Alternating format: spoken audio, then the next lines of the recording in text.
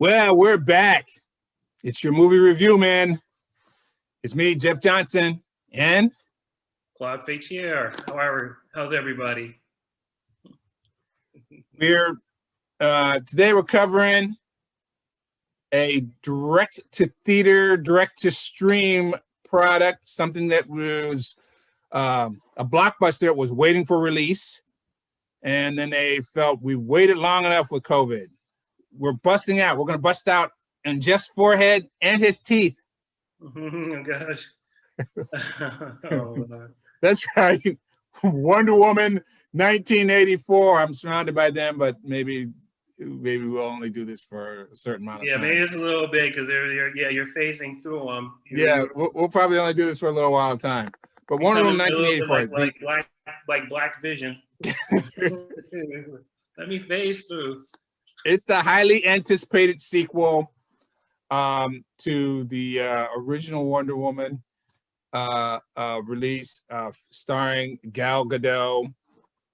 A return of the Chris Pine character, and we'll talk about that. Chris Pine returns, however unlikely given how he finished up in the last film.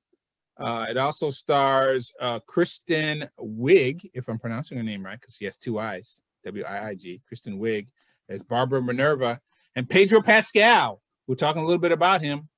Pedro Pascal in a very, very 80s hairstyle. He looks nothing like Mando in this film. Pedro Pascal, our Mandalorian. But we bring back a lot of the old favorites.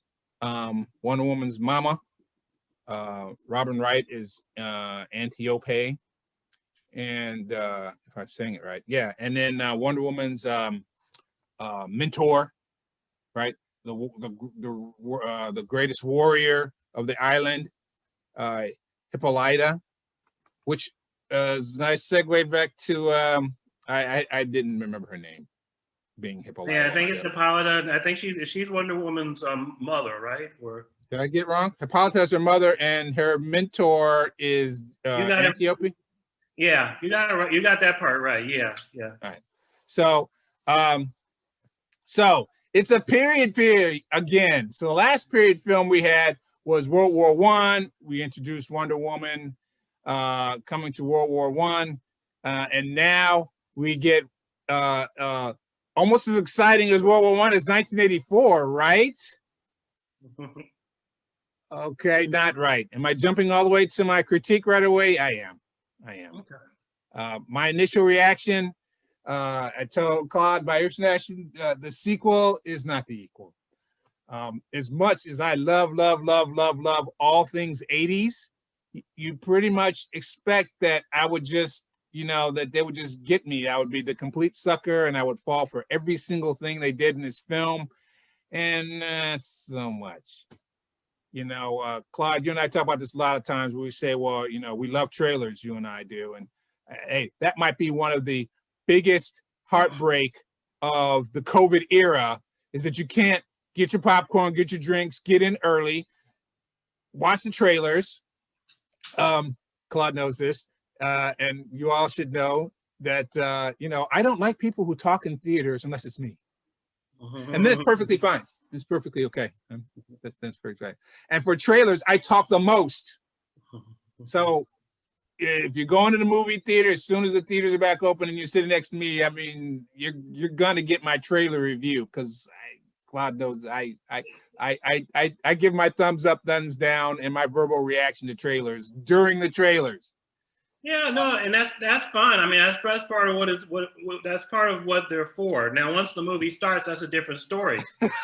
Once the movie starts, you need to, you need to drink a large cup of shut the fuck up, cola, because that's when I'm fine talking through the trailers. The trailers, that's what they're there for, And so I miss trailers. And what we talk about, though, in trailers is that we have a lot of fun with them, because we, sometimes we say, well, if a trailer shows too much, sometimes that's a bad sign. Like they're giving you everything that there is and there ain't anything left. Sometimes trailers just like miss the mark, and we look back on them. Sometimes trailers are really strategic.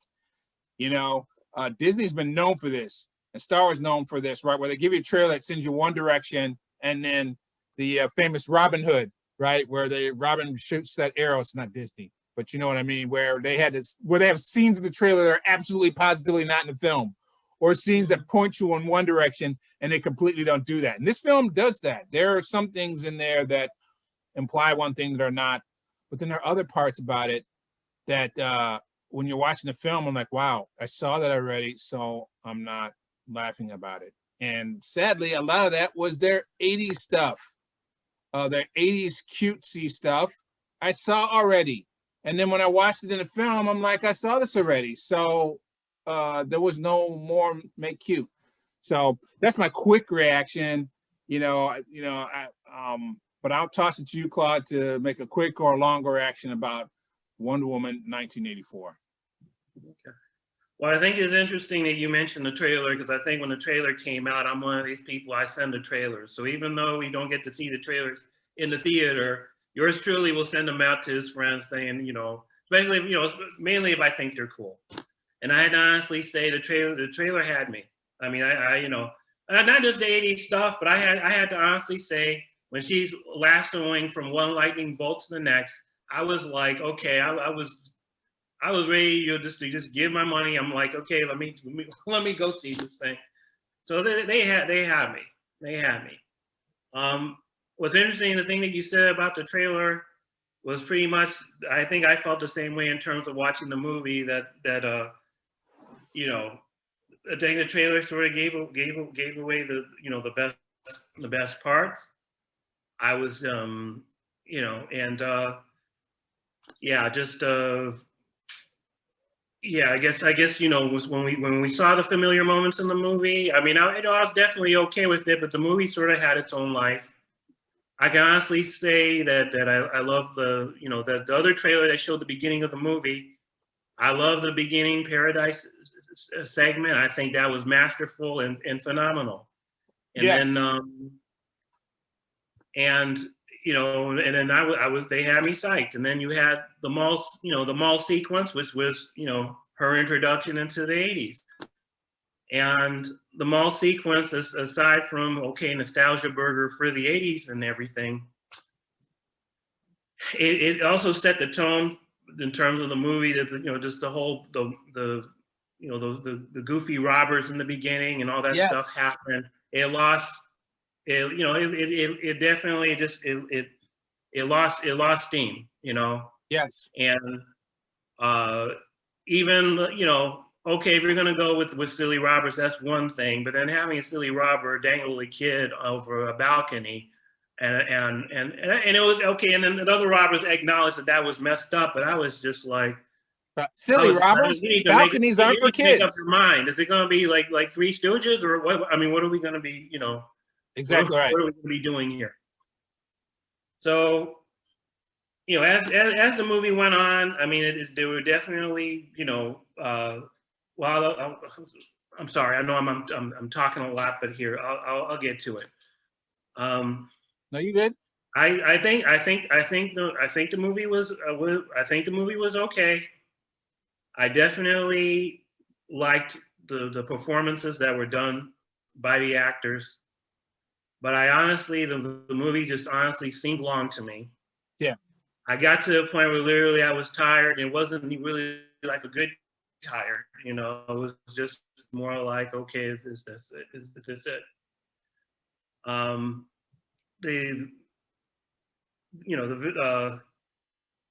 I found myself liking the characters, but then there were certain things that, to me, that were sort of problematic about the movie as it kept going.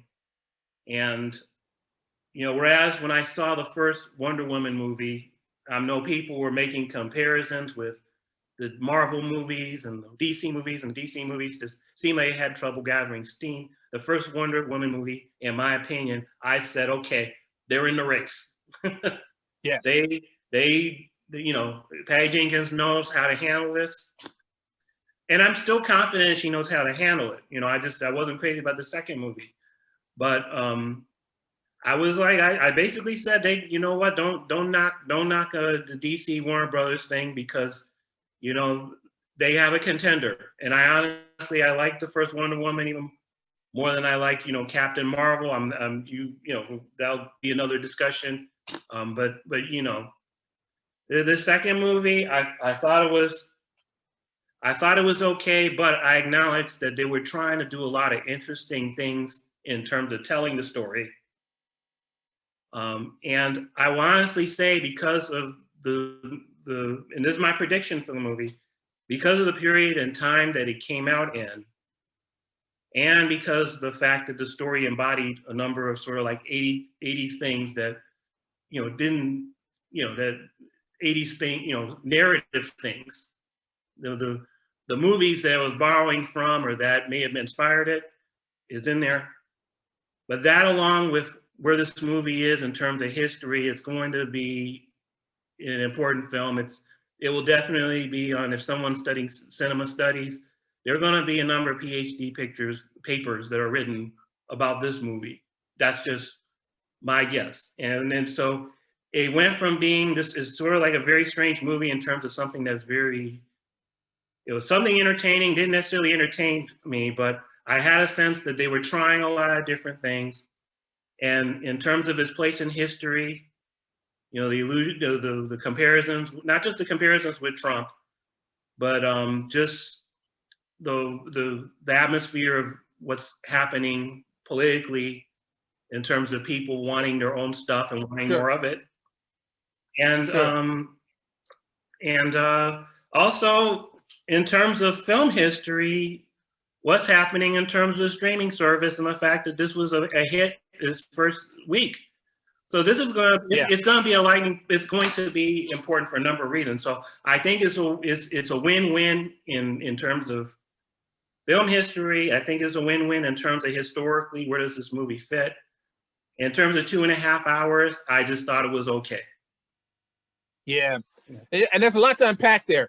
Don't lose your bullet points there, because I want to go back to them.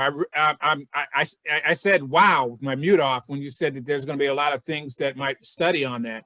But then as you start to unpack that, I mean, I'm going to agree with you. There's a lot, and I want to hit them all.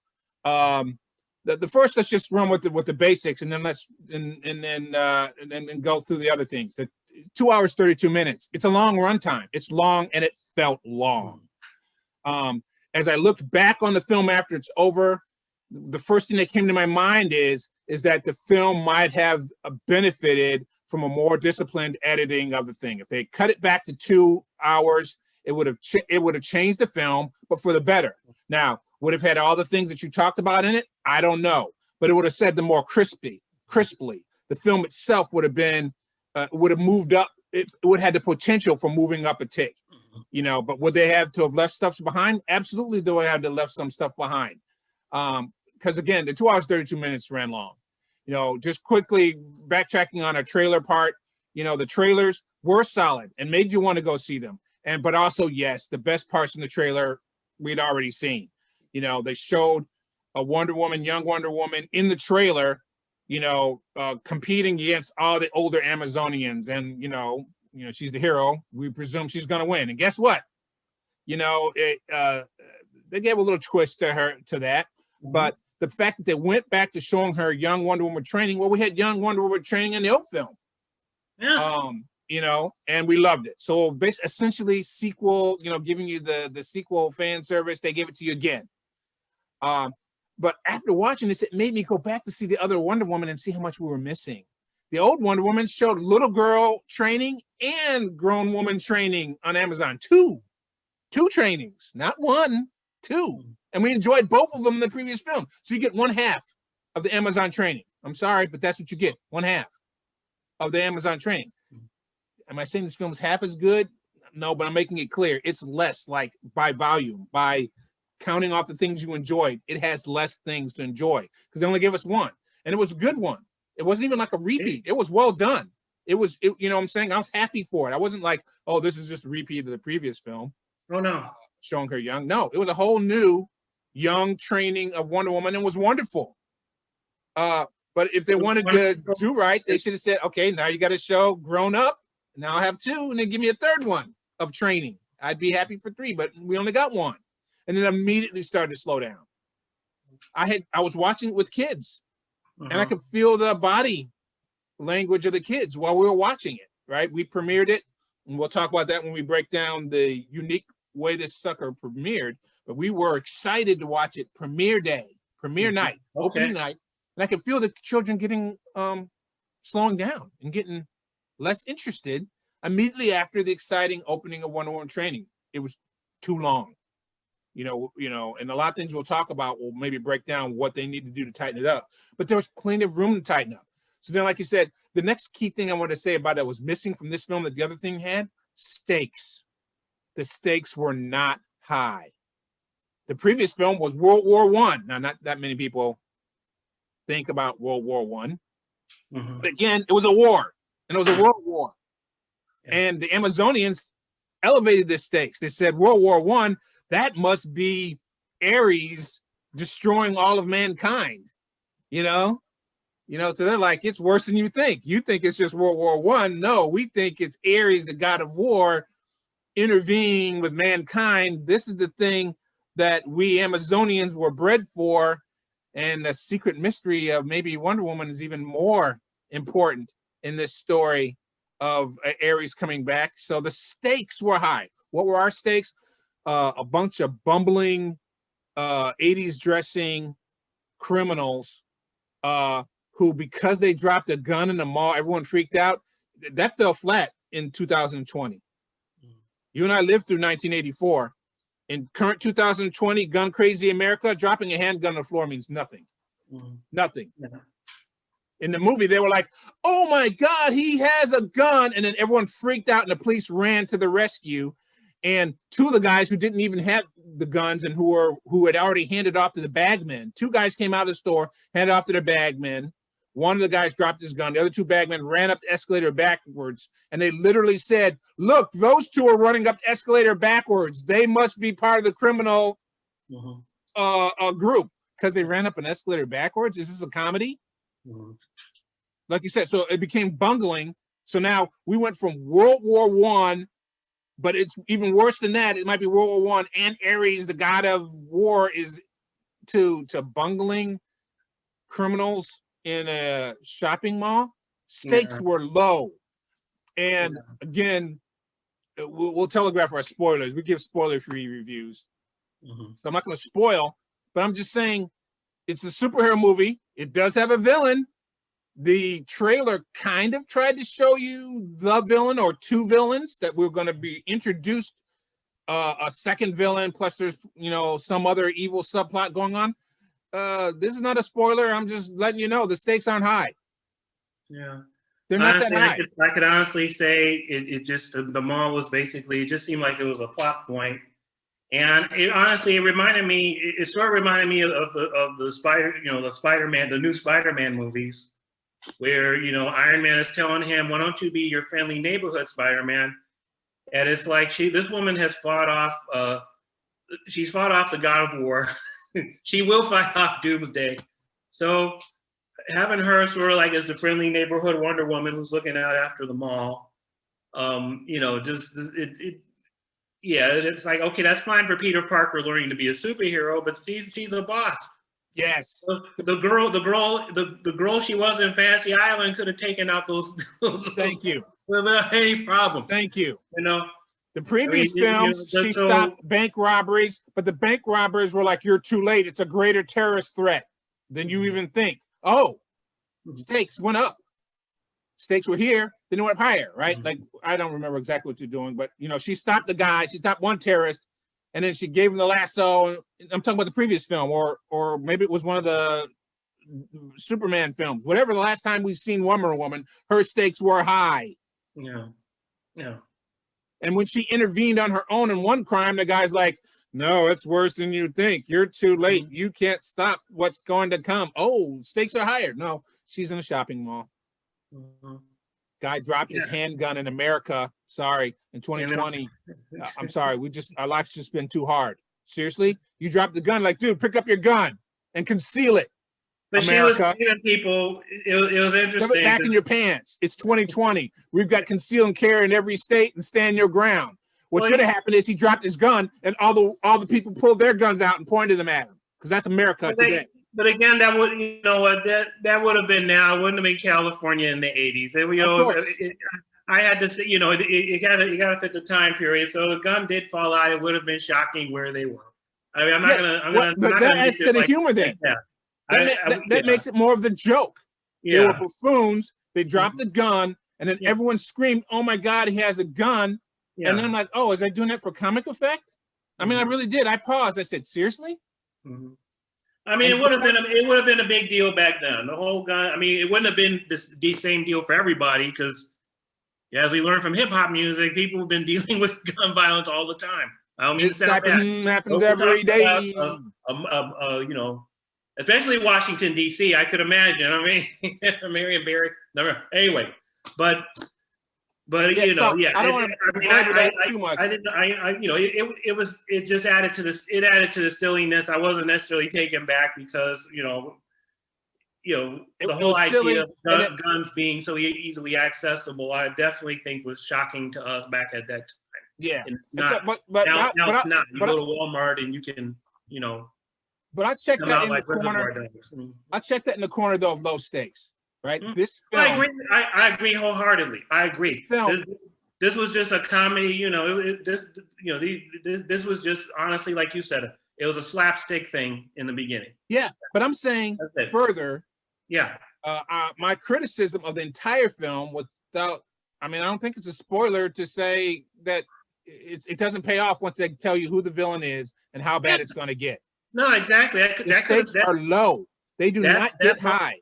That mall scene could have been, you know, just in my opinion, that mall scene could have just been completely removed. We had a good. But I'm saying even later, the ultimate villain and the secondary villain that we're given are just low stakes. They're like, so what if they do their ultimate bad? You have to wait till almost 2 hours in of the 2 hours and 32 minutes to go, oh, if the bad guy keeps being bad, then finally, wait, and I have to think about it hard too. If he keeps acting bad, and then the bad keeps acting bad, and he keeps doing his more badness, and he doesn't stop doing the badness, then it'll get really bad. Okay, now we have stakes. Really? Yeah, I completely agree. And what is so funny is that there's this tone that's in the beginning, and then you come to realize, you know, that the stakes get, like you said, introduced 2 hours later into there, and they become very high. They become very high. I was actually, what's interesting, I haven't read too many Wonder Woman comic books, so I did a little bit of research on the show. I didn't know who Max Lord was. I learned who he was. So I mean, I did not read any reviews per se. I did, however, find a little slideshow that was on Comic Book Resource. It was written by this guy. I did not read his article, but his name is Reynold Matadine. You know, basically saying that the Maxwell Lord character was probably a more effective villain than Ares. And he had a very interesting point, and you basically hit on in terms of the pacing of the story. Whereas Ares was sort of like moving people into these massive wars and everything. So they picked up that it was Ares. The Max Lord character, on the other hand, is somebody who was in a way just sort of like the ultimate people pleaser, and he basically, by giving people the ability to make their dreams come true and to want them to have more, he ends up bringing about more geopolitical chaos, conditions for war. He, in essence, you know, I agree with a little nugget of a point, and I had to acknowledge it. He brought this, you know, the stakes were brought up because people wanted. He enabled people to get everything that they wanted, and as a result, he does end up putting ordinary people. There's chaos all over the place because the people's own greed and their desires. He was a conduit for that, you know. Yes. He was a drug for that. He was like a drug. Yes. And which also fits to another parallel. You talk about the drug, like someone could say something about the whole, make parallels with the drug scene that was happening in terms of that. So sure. I mean, he did a lot more damage than Ares did, because honestly, going back to the original movie, I really didn't even think there was, I really didn't even care about the Ares character. And I was a little disappointed when she got to the point that, sort of like men were responsible for the wars. And then you're like, well, wait a minute, there is an Ares? Are you serious? So we have an amazing no man's land thing. And now we have to have some computer generated fight just to push the popcorn in sales. Right. And lots of people are disappointed in that. And yeah, I was, yeah. Becomes Ares and the Ares fight scene. No question about it. Yeah. I was just making the point, though, that this movie took a long time for us to figure out what is the disaster that she's going to solve. Yes. And then in a lot of these superhero sequels, and they happen to be DC ones, but they're not the only ones that do it. They feel like whenever I do a sequel, I got to pile on my villains. And see, there's a difference between a Kingpin who has lots of little sub villains, and our hero has to beat all the sub villains until they get to the Kingpin, right? That's standard, right? Mm-hmm. And literally Bruce Lee does that in True Game of Death, where he has to go up each floor in the building, fighting one villain after another, and then he runs up the stairs and he goes to the next one, he has to fight another bad guy, underling, and he runs up the stairs and fights the next guy, and then only the ultimate bad guy is at the top of the building. Our hero has to fight like 4 people before he gets to the top guy. That happens all the time. Mm-hmm. But for whatever reason in these superhero sequels, they feel obligated to say, man, our hero just can't carry this film by themselves, or we won't develop a sufficient villain for our hero, so we'll just give them multiple. There was, they forced the relationship. They forced the second villain into the first villain and made it just basically the second villain's origin story. Because beyond that, they were not working together, the two villains. No, they weren't. They weren't working together, and it was interesting about the oh God, what's her name? Kristen Wiig playing Barbara Minerva. In the beginning, she's sort of like like Michelle Pfeiffer playing Catwoman in the Batman sequel. Yes. And then they give her sort of elements of Jamie Foxx in Spider-Man 2 and yes, Jim Carrey in Batman Returns. Exactly. Batman, whichever one it was, the one with Jim Carrey in it. But this whole, they're fixated on the hero, and they want to become her and all this type of stuff. Now, one thing I can say is, definitely they sort of toned down, but those were definitely things that sort of seemed noticeable in terms of how she did it. But you're right. I mean, for the most part, it's low stakes because both of these people were not confident people. They were not people who commanded their power. They were just sort of like they had insecurity. There was in essence, they were both losers to a certain degree. Correct. Losers that the world was cruel to. They got access to some powers, and then 2 hours into the powers eventually got to the point where it was going to cause a hell of a lot of damage. Right. The powers are corrupting them. They've become corrupt. They have to keep getting more and more to increase the power. But hey, we're 2 hours, 15 minutes in, and the audience has to figure out, the rules.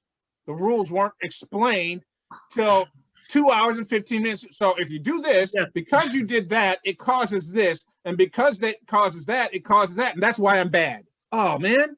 2 hours plus calculus to figure out why you're the villain? No. Yes. No, that's not what makes excellent villains. Superhero. Yeah. We just got done watching Thanos, a CG blue guy with wrinkles in his chin, and we totally accepted it. We ate it up. And his plan is stupid. There's too many people in the universe, which, by the way, the universe is infinitely large. And as Hitchhiker's Guide to the Galaxy says, if you take the finite number of living creatures divided by an infinite number of space, there's hardly anybody in the universe at all.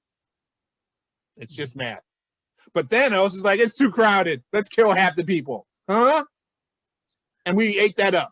You know what? We ate it up, but unfortunately, we had that whole motivation. I hate to say it, Jeff, though, even looking at the political situation, the certain political side is okay if half of us disappear. That's so correct. I don't think it was that stage. He just cut to the quick, and It's don't spreadsheet. tell me. It's right now. I'm sure Trump has a bunch of pictures of Thanos with his face on it. You know, It's what America at the time of us shooting this is dealing with now. It's herd immunity. It's Sweden who actually executed herd immunity and then realized the error of their ways. And Americans, let's have herd immunity. Just let the elderly die off. Yeah, no, I get it. No, my point is, as simple as Thanos was, they gave us a villain that we understood what he was trying to do. We understood his motivations. We understood. We even bought the fact that he loved Gamora, the green Gamora assassin. We bought all that. Yeah. The stakes worked. Give me that. You must give me a significant villain. You must. He had all the buildup. I mean, Marvel had every opportunity to totally blow it with Thanos. 4 films, 7 films worth of buildup. You know, a part 1, part 2, those fail often, and they didn't. Total success. He was efficient villain. He was equally bad. He was a bad dude. He beat up my Hulk. What? What? I accepted him beating up. He punked Hulk, and that's my favorite character. What? And I let him get away with it. They totally. That's for another review. The way they totally disrespected the Hulk. We ate it up.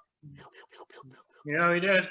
We did. So in this film, they went back to the old, unfortunate, tried and true Batman 3, where they gave us Penguin and they give us like 3 villains in one film. Mr. Freeze.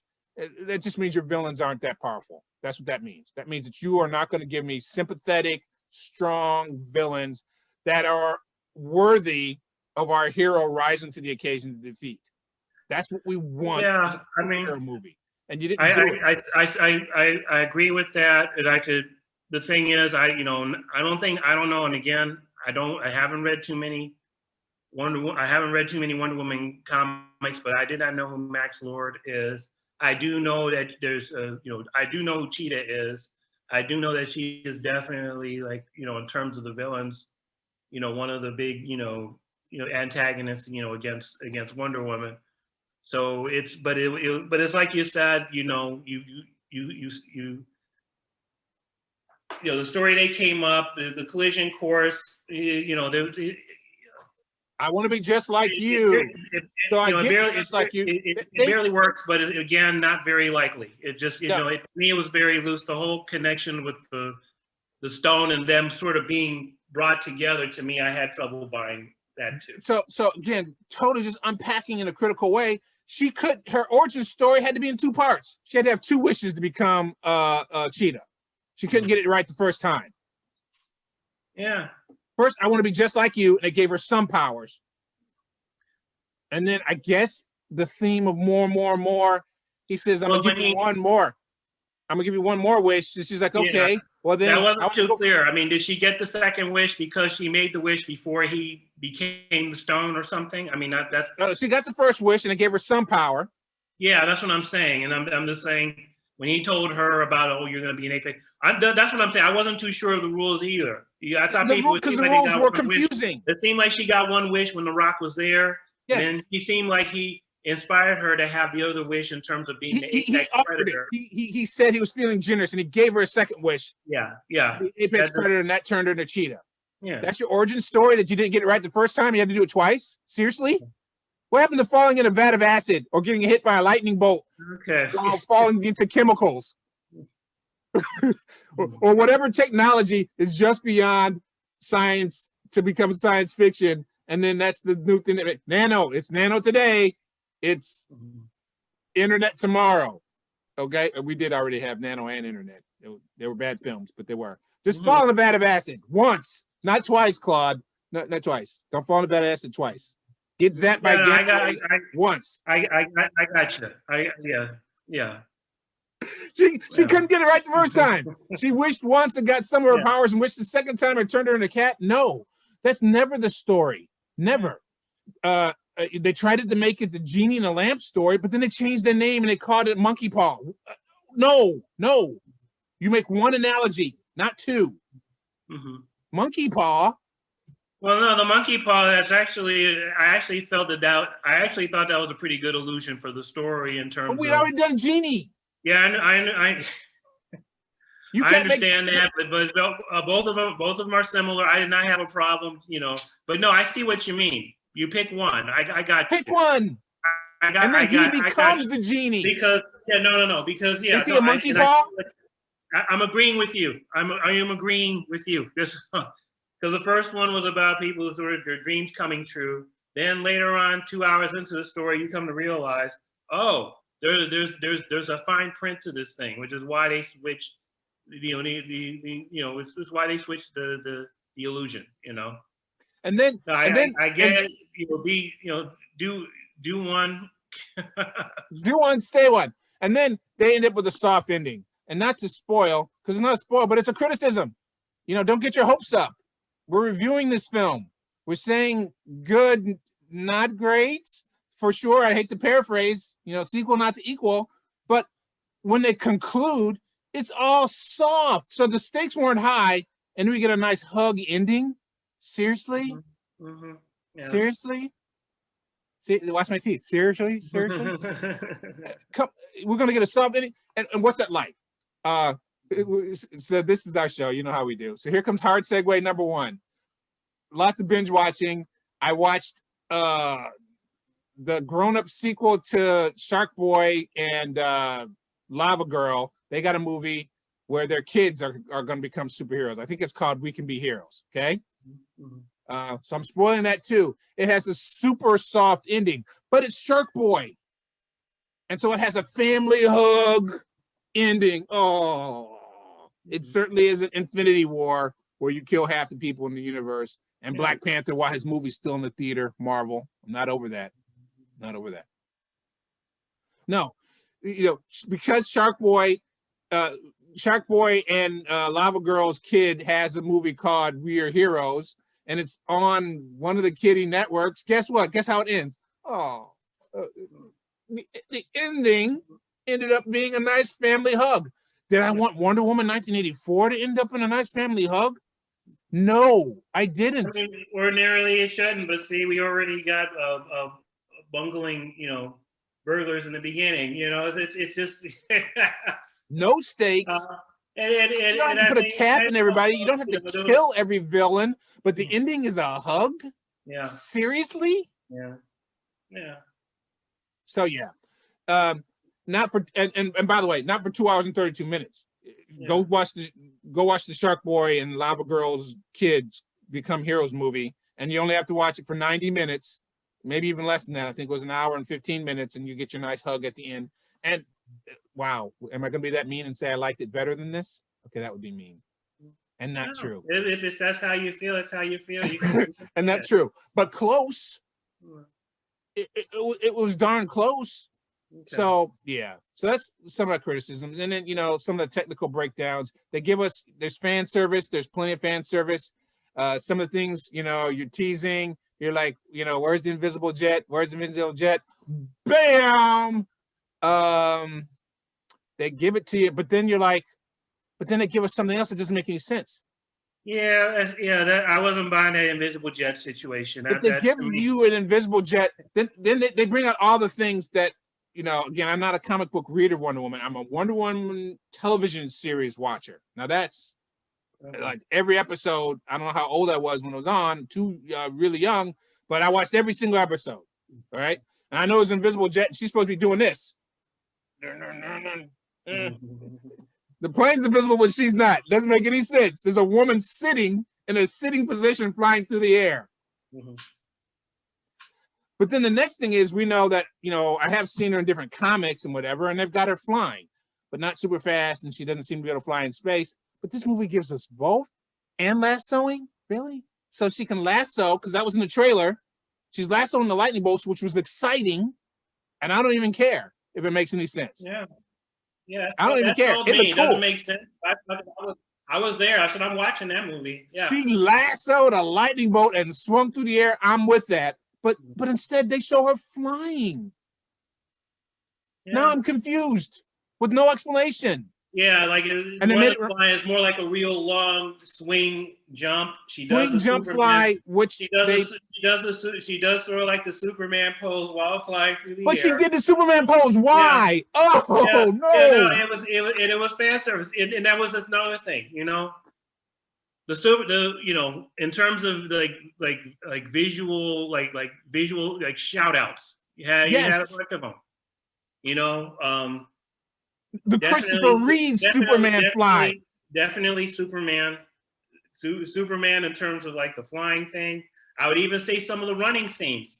They did this real like this thing with where she's running on the screen, and it reminded me of the Superman running scene in the very first Superman movie when he was Clark Kent racing the train. There was something Yes. really jerky and funny about it, and I was just like, oh, okay. And then you have like you have other things that are from the '80s. So you got Superman 1, Superman 2. We have a Middle Eastern scene, a truck race, so that's okay. You sort of have a little bit of the Raiders of the Lost Ark thing happening there. Going back to Superman. I know I'm jumping all over the place. Elements of the love story. When you at a certain point you realize, oh, there's a Superman 2 element happening in this story. Yes. And then so I was like, okay. And then you have the fish out of water story in terms of Steve being brought back here. Another 80s trope. Then you also the body transfer movies, which is another 80s trope. And why? Totally unresolved. Yeah, number one, well, it was problematic for a bunch of different reasons. All right. We have a story with the Minerva character where she fights off an attempted rape in the park, and we're happy the fact that she gets away from him. Guy gets his comeuppance. Yes. But there is, and I'm not a stickler. I'm not a stickler, but if we're gonna be going, because everything is all about the wokeness now, we basically have a situation where the body transfer thing now is problematic, whereas it was comedy in the 80s. It's not now because having control of one's body has become a big Me Too thing. And you essentially, at a certain point in this story, this person who's Steve, okay, I guess we're giving a little bit of the spoilers away. Steve basically ends up being the essence or the spirit of Steve ends up being in this person's body. Yeah. And I wish it wasn't spoiled. I can't spoil it because I don't understand it. Yeah, I had trouble understanding it because basically the question is what happened to this dude, because basically this dude's existence he was not existing during the time of this story. She apparently had sex with him. It was Hollywood sex. It didn't anything nasty, but he was eating a whole load of Pop-Tarts when they woke up in the bed next morning. Everyone knows that that's Hollywood for heavy appetite, horses neighing, fishes jumping from the water, whatever Hollywood cliche is there. They had sex. So she had sex. This guy did not have agency over his body. All right, this person. So it's like, okay, if we're gonna go for, I'm controlling my body, how can you have a superhero, basically in essence, having her way with somebody who's not there? And let me just honestly add one more thing.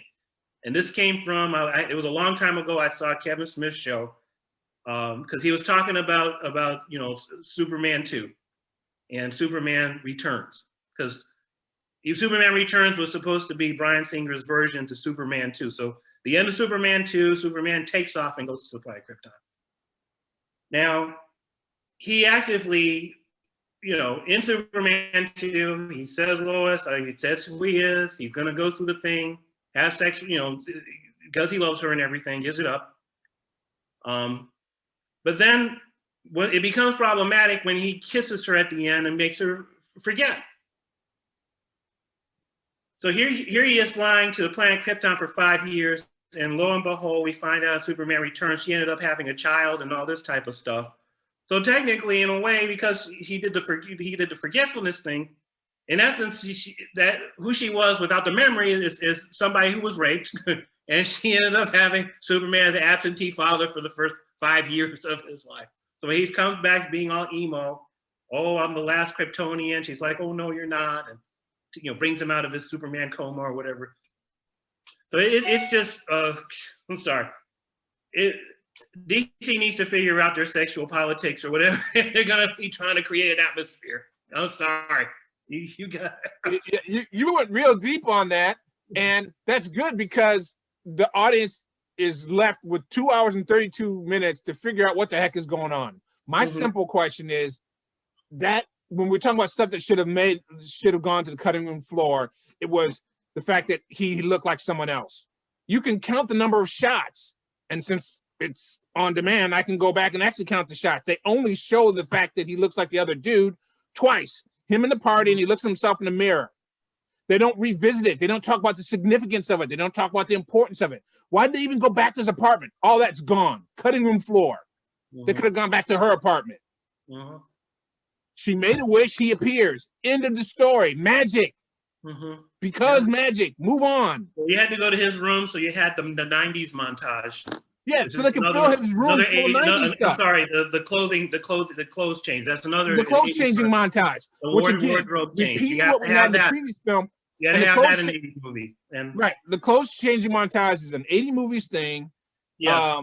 But it's also a repeat from the previous movie because they took Wonder Woman, showed up with her Wonder Woman clothes on in World War I time period, England, and they needed to get her some clothes so she wouldn't look so provocative.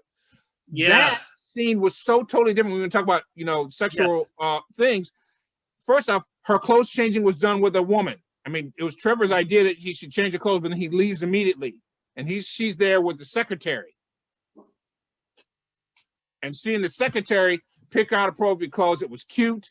It was, it focused on, the character that, that she doesn't know the ways of this world, and she's a warrior, and she wants to fight. And it built her relationship with the secretary, and then it got even more cute when the secretary had to take the sword and shield from her. Like, look, you can't keep walking down the street dressed like Wonder Woman, and you can't walk with a sword and a shield. My secretary will take it from you. Oh, it's so heavy, right? All that cute fun. Yeah, that whole they did a better job with the fish out of water element. Yeah, the fish out of water element was much better than the goofy 80s clothes. Everyone jumps out of parachutes. Yeah. Ha ha ha! It was funny in the trailer. It's not funny watching the next time. Yeah. And then really, I'm sorry. These were just choices that were not great choices. They were just determined to. It's just a bad choice. They did the fanny pack punchline twice. I mean, ask a comedian. That's a bad choice. Yeah. You can't do a punchline twice in the same film. It was in the trailer and then in the film twice. He comes out with the outfit with the fanny pack and he says the punchline that goes on with the fanny pack. And then he comes back and he wears the fanny pack again. No, once. Once. You get one fanny pack joke, not two. Ask a comedian who helped them write this thing. It wasn't edited well. 32 minutes could have hit the cutting room floor, but obviously they couldn't cut that whole scene. But I'm saying that scene is not nearly as good as the fish out of water scene. Yeah, it wasn't. Not even close. The fish out of water scene was her elegance and her grace and her nobility and her warrior nature. She wants the warrior fight, but she's super high noble, even though she's princess of the mascara. She's a noble creature. She's not just someone dressing like a woman so that the sexist men in England can be sexist around her. And then the outfit they do fit for her was just cute. It wasn't sexy anymore, but yet it was still. I can't think of the older films from the 70s where the woman who I can't think of it, but it was nice. It was cute, and plus it's Gal Gadot, so she's. No, she's good looking, but no, you're talking about the TV series. No, no. I'm just saying the outfit that they finally fit for her was nice. Yeah, not a joke, not a punchline. Yeah. See, in this movie, the outfit he ended up in was the 80s punchline. Low stakes. It's not sweet. It's not whatever. Wonder Woman in her little suit thing was cute. And I don't mean that in like a complimentary sexist way. Whatever the outfit they finally finished up with her was not a joke. Yeah. Is my point. Yeah. Right? Yeah, exactly. Yes. It fit her character. Whatever. I guess I have to move on from that. But my point was it wasn't a joke, whereas this one, it was just for a punchline. They totally should have cut the fact that he looked like someone else. It didn't have any other meaning. No. Yeah. I'm sorry. Go ahead. And they only brought it back up at the end, and that wasn't a meaningful way. That was just their way of doing a resolve. It had no purpose in the film. They didn't have to go back to his apartment. They did not have to, she should have just taken him to the store in the mall. That's where we should have the friggin' mall, and bought him some clothes. Did they introduce him being in somebody's skin just so they could use the guy's wardrobe? That's a terrible. Honestly, I think you know what, and I don't know what went into it. It didn't make this didn't make any sense. The only thing is, I wasn't necessarily willing to let it slide. I was sort of like, this is really, really goofy. But again, a lot of the movies, they had a bunch of those body transfer movies in the 80s, and I said, if this was about if it was about storytelling atmosphere, then that was probably the reason. Yeah, but that was the end of it. They didn't do any. It didn't really contribute anything. It didn't contribute. They didn't cover it any more that he looked differently. And to your point, they didn't cover the meaningful reasons. It's like she's choosing to have sex with this body snatch dude's body anyway. That just no. And Pop-Tarts in the bed was weird. I didn't get that. I grew up in the 80s. I didn't get the punchline. I thought the whole punchline was it was Pop-Tarts. I don't understand in any way. I don't get that. Yeah, no, I just assume, usually the old classic Hollywood movies, when somebody wakes up either drinking a lot of water or eating a lot of food, that's an illusion that they had sex the night before. That's all. And maybe I'm overanalyzing it. It could have been the Pop-Tarts. That's perfect. Delicious. It's perfect. It's perfect. It just wasn't worth it. I'm sorry. Another thing is that we sort of had the fish out of water thing in terms of the Captain America story. So these stakes, this if you're gonna like I said, if you're gonna visit this territory, you need to do something that was tight and that was right. And this wasn't it. And there was plenty of things they could have done. And I like seeing him. I like the casting. Yes. The return of Chris Pine, I'm fine with.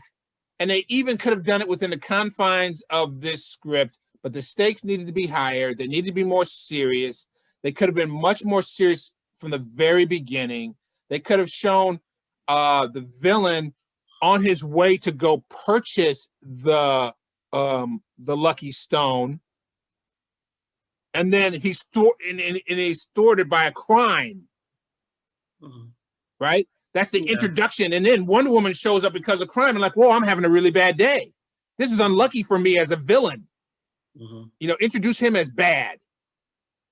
I'm a bad guy and I'm on my way to do something. And we're the audience like, well, I wonder where he's going because he's clearly evil and he's about to go do his thing. And then some other criminals cut right in front of him and that makes him even more angry. And he would have taken care of them. Like he would have iced those buffoons. He's going to kill them. I'm here to go get some illegal items in the back of the store. And Wonder Woman interviewed. Now the stakes go up. Stakes. Hello, people. We're filmmaking. Stakes keep getting higher. He couldn't complete his crime because another crime happened and he was about to go take care of them criminals when Wonder Woman shows up. Oh, now I got to back way off. And then I find out, my magic stone ends up in the museum. Okay. I can back way off. I only have to be sneaky now and just go sneak. And you know what? I honestly, I've gone away from trying to make the movie better, but you just did it. Yeah, I think you just did. Right, it is not right for us to rewrite a film. I'm just saying that coverage would have been enough. Again, because the other weird thing was, when he went to what's her name? Was it Barbara Minerva? What's her name? Barbara Minerva's office, and it looks like he's sneaking the stone out of there. Yes. But when Diana talks to her, she said, "Oh, Max Lord just borrowed it." Okay, well, what was all this? What's the sneaking? Why you put behind your back? You just it's just okay. There were things that just and so you had to wait all the way to 2 hours and 15 minutes for some significant action where the stakes really aren't that high. Just one final thing, they gave us the golden suit with the wings. I challenge anyone to explain to me, when did she get them? When did she get them? It's not nanotechnology. It didn't fit in her back pocket. We literally saw it in her office wrapped up in canvas. It's big, bulky, and heavy. It takes up space. It's not in a magical, invisible bag and you pull it out and then you can throw it onto your body. She was flying one minute. I mean, somewhere between World War I and now she was able to get it. No, I see what you mean. No, I'm saying, what did she put it on her body? That was just, you know, because it was the statue that was won. Though, so did she win? Did she win the armor when she finally won the yeah? I mean, yeah. Honestly, their whole, you know, their holes in the story, and it seemed like they started doing something, and like you said, they changed it to something else, and yes. If you're gonna have that many holes, cut it back, cut 32 minutes off, and just squish it down. Squish, squish, squish, squish, squish, squish, squish, squish. You know, Chris Pine is in there because we like them together. You made it one excuse. That's a good enough excuse. Look, ladies and gentlemen. They're still doing the fanny pack joke. Seriously? Seriously? How many times I'm gonna laugh at the fanny pack? And going back to the 80s, there was not too many shout outs to the 80s besides the On the Way to the Mall and the Mall situation. There was one 80s song. So it was just like the music was not significantly 80s song that I remember. I think there may have been possibly a second one. And I'm like, if you're going to go ahead and have fun with it, I know it's been done before, but I mean, come on. You know, it's just. It has been done before, better, and you can keep much doing better. it. And you can keep doing it for this guy right here. And I'm not the only person. I just revisited Bumblebee because my kids got it on Blu-ray. It still holds up twice, 3 times, and it's full of the music, full of it. And the music, when it's played, fits the scenes. And it's not like Bumblebee is a period piece, but it didn't put 1984 shopping mall typed across the screen. And it was a period movie. Yeah. But yet it didn't spend forever on it. And not only did it not spend forever on it, the music and nostalgia brought it out of you because the Beetle car he's driving was way older and out of time period for what we were in for the film. Bumblebee didn't spend forever saying, did I mention that was 1984? Did I mention that? Yeah. Did I show you my fanny pack? He has an advantage in terms of bringing in musical cues because he can't speak too. So, I mean, yes, but you're right. That's true. But the film had the music throughout. Yeah. When they were driving down the road, they were playing 80s music. When they introduced her working at the, I'm not California, so I don't, shopping malls I can relate to. I couldn't relate to Boardwalk amusement park, which is where she was working in Bumblebee, right? She was working in the Boardwalk, and she was selling, hot dogs and whatever. So that might be authentic, right? But I don't know if it's authentic to the culture of the 80s of Boardwalk carnivals, but it just worked. The music was significant in Bumblebee. It was insignificant in this film. How are you going to make the music insignificant in this film? What else if you're going to go this far, how come we didn't have cameos of stars? That would have taken it up a notch. Give me actual Richard Simmons. I mean, you know what I mean. Give me Richard Simmons. Give me at least have Best Mata at the mall when they're doing the 40-minute with the 30-minute workout. That was all the guys checking. Give me Jane Fonda. Yeah. Right? To the best of my knowledge, we didn't actually get any pop cultural characters, and the music wasn't significant. All we got was, ladies and gentlemen, fanny packs and members only jackets. Not enough. Parachute pants. Parachute pants. Not enough. And so, and then we're giving the cheetah, it took 2 guesses to get it right. She couldn't figure it out the first time. She had to give 2 wishes just to become cheetah. Okay. She finally becomes cheetah. We get a fight scene. It's hard to not spoil. Let me just tell you, you'll be disappointed in how she's subdued. The hero wins. That's a spoiler. Sorry, Wonder Woman wins. And you'll be disappointed. And when you realize that certain stakes are up, is like way too late in the story. By the time the I mean, stakes I are hate to say identified, it, it's 2 hours, 15 and minutes I to keep go. thinking about the comparison with her in Catwoman in the second Batman movie. She just is basically like Shaggy Catwoman, you know? Yeah, it's so that's piece. You had several pieces on there. I want to get off of critiquing the film. I think we've given you a sense of the fact that not as good as the first. Are there elements that you might like and enjoy? And sure, yeah, the intro, fan service, some of the jokes are funny. The performances, I like the actors, all of them. I like all of them. I like how they look together, but these things that we're talking about just don't make sense. And that dragged the film out to 2 hours, 32 minutes. There's other significant things about the film that you were saying that we might be doing studies about the business aspect of it, right? This is a film that was supposed to come out just like all the other blockbusters were supposed to come out in 2020, and 2020 turned all of our lives upside down, and films that were already in the can and ready to go didn't get released. Yeah. This poster reads down there, right down here where you can't see, June 2020. Didn't happen. So this part's interesting and fascinating. You know, how did I watch it? Streaming service. They released it to a new relaunch. HBO one more again is launching HBO Max, and HBO Max was highly touted about the different things it was going to have, and one of the key emphases it was going to have a whole bunch of DC. So you're starting to see the battles now of the streaming services where HBO Max is like, hey, you know, what are we going to do against, how are we going to hold up against the rat? Disney has Marvel and Star Wars and plus all the Disney comic book characters. What shall we do? HBO. First, we'll say it's HBO and Max. Yay, HBO, give them more. You gotta give them something. Tell them it's both. Both. HBO Max. Now they've done HBO Go, HBO Premium. How many times have they tried this? So that's HBO Max. And then to really make it seem worthwhile, I'm going to read you off the list. They call them bundles, right? So Disney Plus is that you get Discovery Channel, Disney, Marvel, Star Wars, and am I missing one? I think that's it. There's got to be one more. What am I missing? ESPN. Not as part of the basic package, not for the $6.99 package. ESPN and Hulu is extra. That makes it $15. So here comes HBO Max. They want their $15. So they got to make it worth more. So what's in theirs? Not 5. I know I didn't count 5. I can't remember the other thing that Disney claims to have. Pixar. Is it Pixar? Is that the 5th? Pixar. I would assume it's Pixar, yeah. Pixar, that's 5. That's what Disney Plus, that's the plus that Disney's giving you, 5. So in response, they give you 1, 2, 3, 4.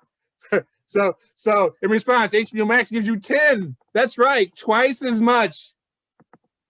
Twice. Get your wallet out twice. And what is it? It's HBO. I mentioned that already. It's Max. That's 2. That's cheating though, because really? Is it really 2? DC, Turner Classic Movies, Adult Swim Collection, which is from the Cartoon Network, Studio Ghibli, which I'm sure someone in our audience will respond to us and let us know what that is. That's a thing. No, that's Miyazaki's, Hayao Miyazaki's cartoons, Princess Mononoke, Spirited Away. Yeah. Is it? Those are really, how big is that library? That's a bunch of his stuff. Actually, a bunch of good, high quality manga movies. Yeah. Manga. Okay. Yeah. Manga. Cartoon Network, Sesame Workshop, Looney Tunes, and Crunchyroll, which is also manga apparently. Okay. Right. So they're like, we're coming at you. We're coming for you. Yeah, you got Pixar and all things Disney and all 100 acres of the woods, right? Because Disney be buying up all of our childhood. And so that's how they're coming, right? That's how they're coming, with a large cadre of cartoon stuff. And then they're coming with DC as a match. And as you look at their list of things, they're claiming all the Disney property, all the DC properties that they've got access to for their content. But this one is interesting, Claude. They drop this one and they make it crystal clear right under the name. It's only available for a month. I haven't done all the research on what their game plan is here, but it's a clever thing. They're launching this thing first, Christmas Day on HBO Max, and letting you know it's only a limited time. Okay. Which is like, it's like, are they doing it because they're like going to try to, you know, capture the magic and pull it back? Or is it just because it's the same old thing that they really don't own it? They own it the same way HBO owns stuff, which is they own it for a little while and then they have to give it back. Who knows? One thing I know is it worked. They got me. I signed up. No, they got me. I mean, I just basically did it to go to watch this movie. I'm fine with it. And then, I will be canceling. We'll find out what comes later. Like if they can't drop Hamilton just before cancellation date, like Disney did, you know, how soon can they pull up the Snyder cut? Because again, there was all this excitement and rumor about, you know, redoing the Batman versus Superman and only on DC, only on HBO Max.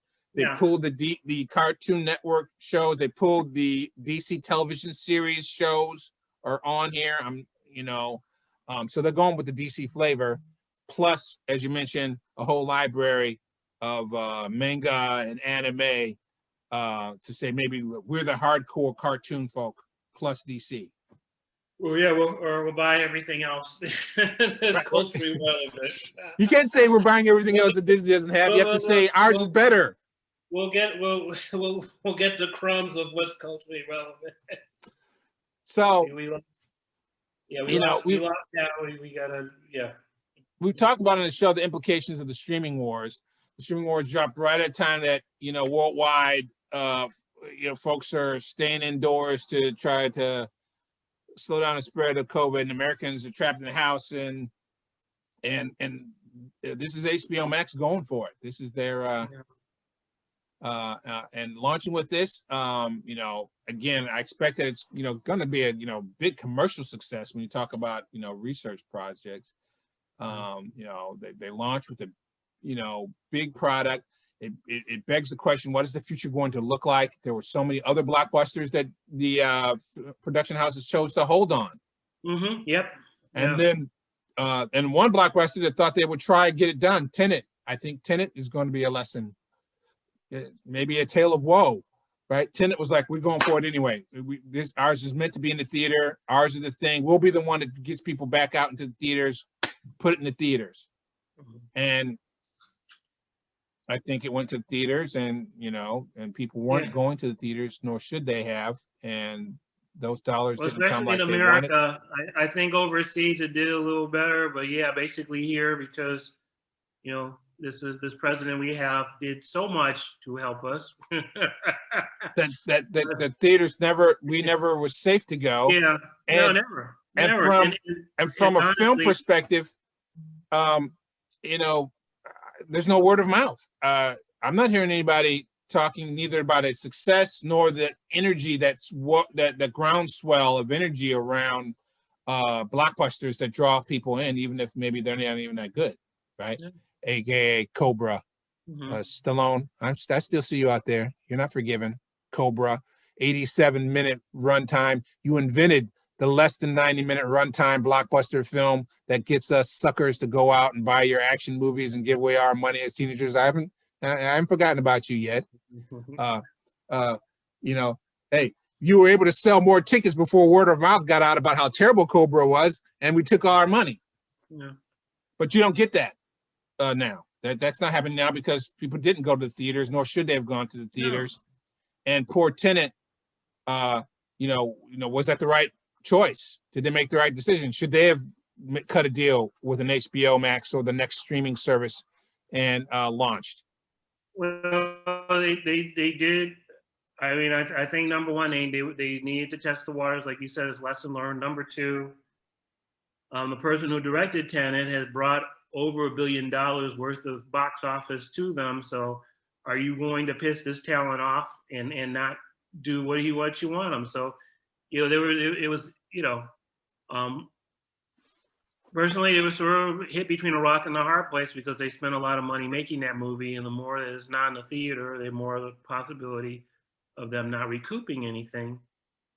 And I think it is a lesson learned. And going back to this movie's place in history, it did pretty good box office domestically, along with being it. So again, this is gonna, again, I thought Wonder Woman 1984 was okay, but I think it's definitely going to be a movie that's going to be studied for a couple of reasons, in terms of regular history, in terms of history and world history, and in terms of cinematic history.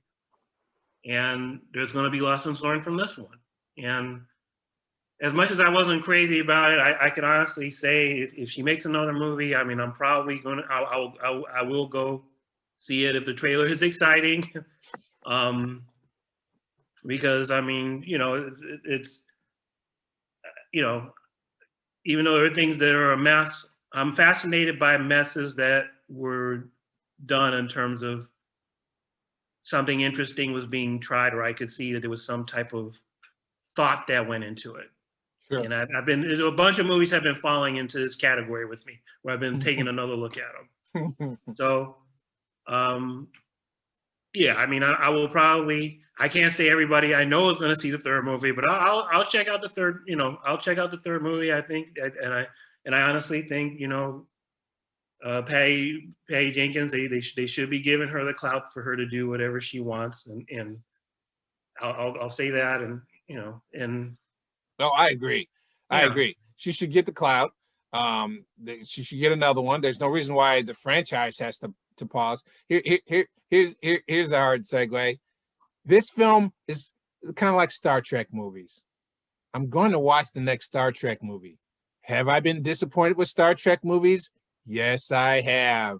Have some Star Trek movies, on the subject of Star Trek, Mr. Pine, are some of the Star Trek movies extremely pedestrian and just, another opportunity to move on to one more Star Trek movie? Yes, they have been. Yes. And did I go watch them anyway? Let's hope that this Wonder Woman is like that. And that the next Wonder Woman actually could go right back into being a home run where, edit it harder, please. Not 2 hours and 32 minutes. Give me a strong villain and trust your lead, trust your hero, trust your lead actress. Gal Gadot is still awesome. Yeah. Awesome in this role. They could bring Chris Pine back again. Hello, this is still fiction. Yeah. Just give me a better fiction with higher stakes, please. Thank you very much. Yeah, with no man rape. No, sorry. Exactly, with no man rape. Wow, you really opened my eyes on that one. I really didn't. I was just ticked off at. I'm not. I mean, again, I'm not a prude. I mean, honestly, if someone's going to take it, if someone's going to take it, you're right. That would be, but you're right. It's in there. It's in the script.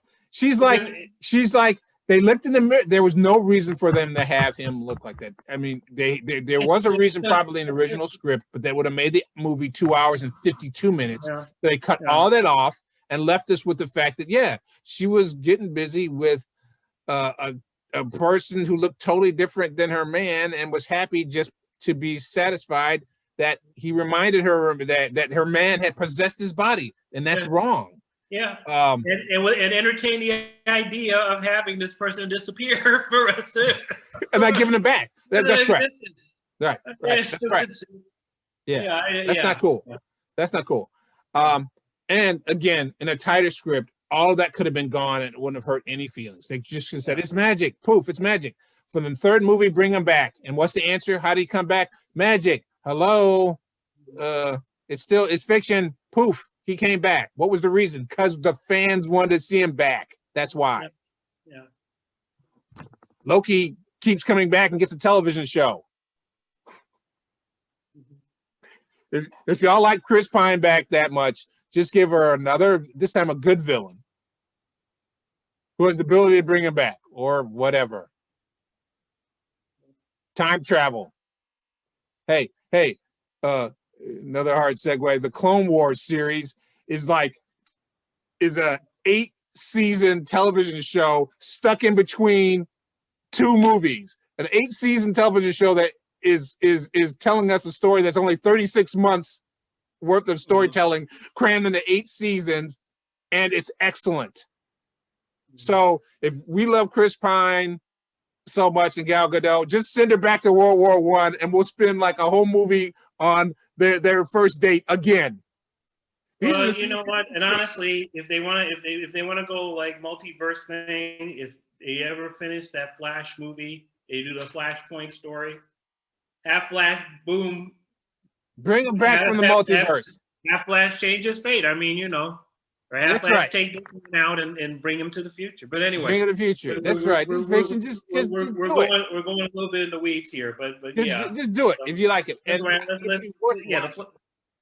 it'd be worth watching. And there is an Easter egg. Wait for it's on video. Post credit sequence. There's a post credit sequence. Again, I hate to be mean, but it just, happy to see it. But was it impactful? Could they have done more with it? Yes, and yes.